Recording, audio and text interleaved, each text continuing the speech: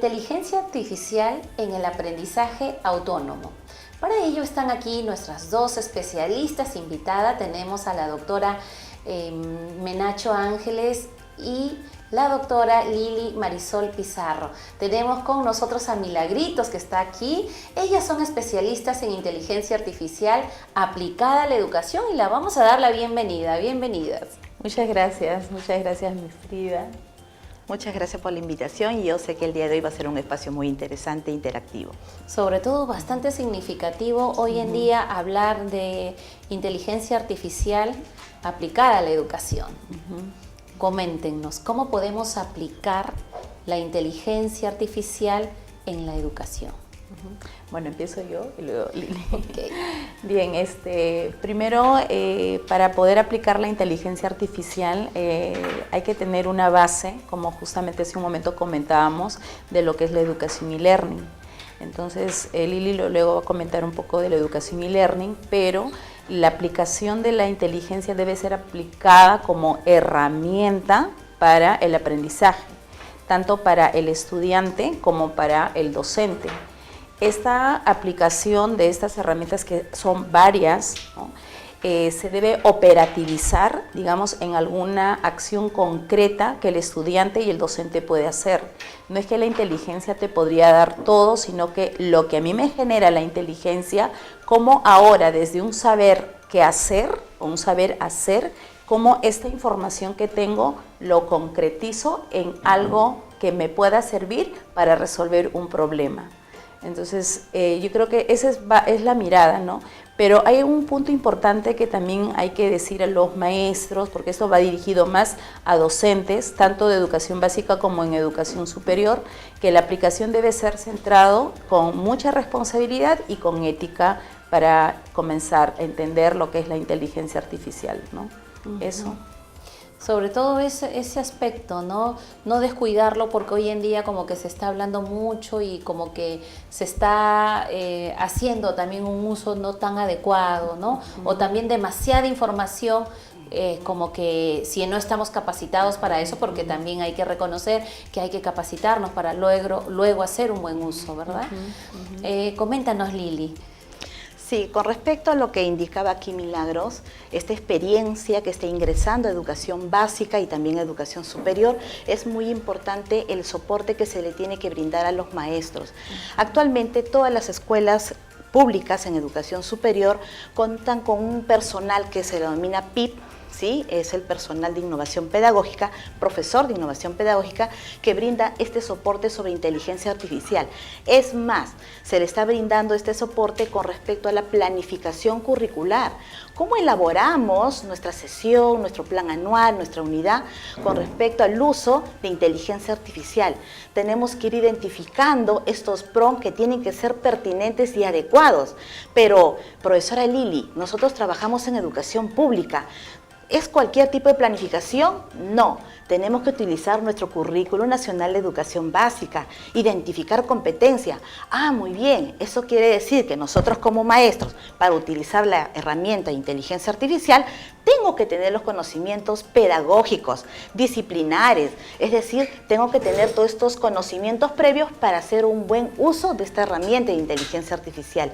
Y es más, cuando nosotros elaboramos, porque ya hay estas experiencias de buenas prácticas en las escuelas, se está elaborando y se está revisando la programación anual, unidad y también sesiones de aprendizaje, los especialistas están viniendo a monitorear cuál es ese trabajo efectivo que están desarrollando las escuelas. Pero quiero enfatizar algo, esta experiencia se está dando en modelos GEC, que es jornada escolar completa. Y bueno, queremos que se extrapole también a las otras entidades educativas, ¿no? Claro, que no quede solo como un piloto, claro, ¿no? Porque además, fíjense, conversábamos antes sobre la recarga que tiene, el tiempo que demanda hacer una planificación, hacer las sesiones de clase, ¿no? Elaborar los criterios, cuando de repente eso lo podemos hacer con ayuda, ¿no? Así es. Por ejemplo, algo importante, veríamos un poco cuáles son los beneficios o las ventajas que puede tener la inteligencia artificial en la educación. Hablo de los 3 niveles, básica, técnica y superior. El punto de partida es la gestión del tiempo. Creo que los docentes tienen, al igual que todos, tienen una vida propia. Antes, cuando se planificaba la sesión, los docentes, en especial de básica, se demoraban 4, 5, 6 horas planificando. De verdad que eso era demasiado estresante y agobiante para el docente, aparte que tenía que ir a dictar su clase, ¿no? A desarrollar su clase. Ahora una sesión de aprendizaje se puede hacer en 30 minutos y más sus 30 o una hora de validación, porque si bien es cierto nosotros utilizamos la herramienta, y luego te genera la sesión con todos sus procesos pedagógicos, como dice Lili, con todo lo que tú quieres que el estudiante aprenda, teniendo en cuenta las habilidades del pensamiento complejo, pero luego es el docente quien tiene que validar, tiene que adaptar, tiene que ver la pertinencia de eso que te ha generado la herramienta de inteligencia artificial. Sin embargo, el tiempo realmente es muy adecuado. Yo creo que en una hora, en 60 minutos, puedes hacer una sesión de clase bien elaborado con una rúbrica, con su lista de cotejo, una rúbrica para que puedas evaluar, digamos, el aprendizaje de los estudiantes. No solamente eso, sino que además otra gran ventaja es que el estudiante ahí podríamos aplicar con la inteligencia artificial lo que es el aula invertida. El estudiante ya puede buscar información y traerla al aula. Entonces, pero se va a motivar, o sea, una ventaja es que el estudiante se motiva, muy aparte de la gestión del tiempo, y ya trae, y ya no sentarlos de repente en esa fila india como se suele sentar, sino debatir, desarrollar pensamiento crítico, creativo, que propongan, que planteen a partir de esa información que nos brindan las herramientas para poder crear, ¿no? Propuestas de solución a los múltiples problemas que puedan haber, ¿no? En este contexto en el que nosotros vivimos. O sea, una ventaja es ser motivador para el estudiante, nos genera conocimientos, ¿no? Información con fuente confiable, pero todo va a depender el prompt como tú le das y todo va a depender cómo el docente también valide si esa información que me está dando es adecuado. Pero sí, el punto clave es que nos ayuda a gestionar el tiempo, nos ayuda más bien pasar de esa teoría que mucho nos demandaba a pasar, digamos, a una práctica donde realmente el estudiante pueda desarrollar esas habilidades que requerimos, que es el pensamiento crítico y el pensamiento creativo, y obviamente el razonamiento, ¿no? Y hablando del pensamiento creativo, acabamos de ver los tristes resultados, ¿no? Que bueno, un docente lo ve como un reto, ¿no? Es un reto para nosotros subir ese puesto en el que hemos salido y esto justamente permite, ¿no? Que ese tiempo que el docente lo emplea en horas de estar sentado, es romperse la cabecita, en que y con el temor a que de repente hizo una mala elección de competencia o aplicó un criterio que no se ajusta a lo que se quiere, ¿no? Entonces, también da un tiempo para las interacciones. Así es. Entonces, Lili. Sí, muy buen punto con respecto a las interacciones. A partir de este año, según la resolución ministerial la 587, implementa dentro del aula, implementa lo que es las pausas activas. Entonces, profesora Lili, quiere decir que si yo como docente quiero elaborar mi planificación, tengo que ir insertando todas estas indicaciones, orientaciones que nos indican el ministerio, que nos indica la UGEL o también lo que tenemos que trabajar en el aula.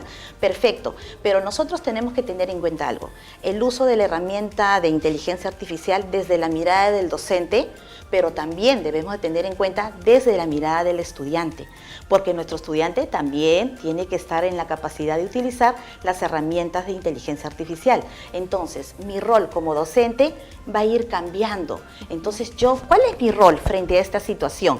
Yo tengo que empoderar a mi estudiante a desarrollar ciertas capacidades. Por ejemplo, la capacidad de selección, la capacidad de interpretación, la capacidad de análisis frente al producto que me entrega. Puedo aplicar diferentes estrategias, como por ejemplo la curación de contenidos. Yo sé, mi estudiante, así como el docente utiliza herramientas de inteligencia artificial, el estudiante también lo va a hacer. Perfecto, pero mi estudiante me dice, profesora Lili, yo he utilizado ChatGPT, por ejemplo, el más conocido, ¿sí? Al cual tenemos mayor acceso. O también he utilizado el Copilot, o también he utilizado Gamma, dependiendo, ¿no?, cuál ha sido su propósito para el uso. Entonces, al momento de interactuar, muchas veces me dicen, profesora Lili, ya, este es el producto y nos entrega. Yo como docente digo, yo tengo una responsabilidad.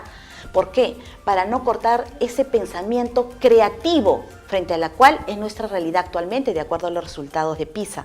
Entonces, tengo que analizar y decir, este producto que esta herramienta te ha entregado, que es perfecto, automatiza la información, pero tú como estudiante y yo como docente, ¿qué es lo que vamos a realizar? Entonces el estudiante tiene que aplicar lo que es la curación de contenidos, categorizar ese documento, ese producto que le acaba de entregar. Entonces categoriza, analiza, compara, elabora organizadores visuales. Miren todas las actividades que nosotros podemos proponer frente a este producto, pero con el soporte de inteligencia artificial. Entonces eso es nuestra labor que tenemos que ir marcando ahora. Una bella labor, ¿no?